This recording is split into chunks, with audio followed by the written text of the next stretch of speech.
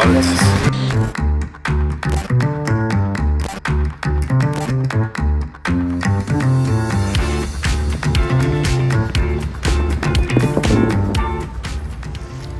չլինեիք ու չէ Արտյոմ Հակոբյանը չանեիք այն ինչ որ անում եք, ապա ով կլինեիք ու ինչով գործով կզբաղվեիք։ Կլինեի Արտյոմ Հակոբյանը ու չգիտեմ ինչով կզբաղվեի։ Եղել է նախագիծ, որտեղ մասնակցել եք բացառապես փողի համար, գումարի համար։ Կարծում եմ այո։ Կյանքում որ կարմիր կոճակը, եթե սեղմեք, կյանքի որ փուլում կսեղմեք կարմիր կոճակը։ Միշտ կկասկածեմ, սեղմեմ արդյոք հիմա կարմիր կոճակը թե չէ։ Չեք վախենում, որ մի օր կդառնաք անցյալ մեդիայի համար։ Վախենալու չի, բոլորն էլ ինչ որ ժամանակահատվածում դառնում են անցյալ մեդիայի համար։ Որ պրոյեկտի մեջ եք եղել, բայց ափսոսում եք ու չեք ուզի, որ լինեիք էլ այդ պրոյեկտի մեջ։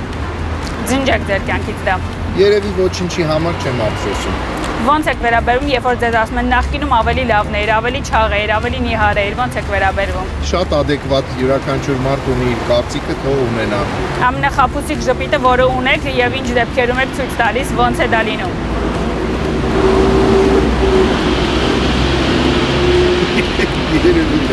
Ես չունեմ խաբուսիկ ժպիտ։ Ամենաանհեթեթ հաջողախոսությունը ձեր անձի հանդեպ։ Անհեթեթ հաջողախոսությունը։ Որ ես շատ սիրում եմ։ Ինչ չեք անի հանուն փողի։ Չեմ դավաճանի երբեք հանուն փողի։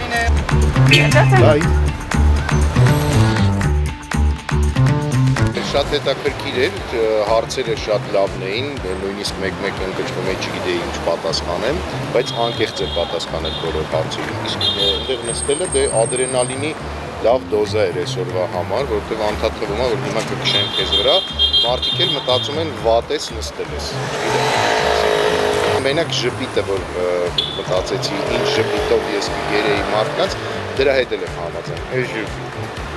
60 Շատ սիրուն է։ Այ բոլորը ինձ թվում է քեզ հենց սենց էլ հիշելու են արդեն ապագայում։ 60 վայրկյանը շատ է, թե քիչ։ Ես չէի պատկերացնում, որ բավական է այսքան անկեղծանալու համար։ Շնորհակալություն։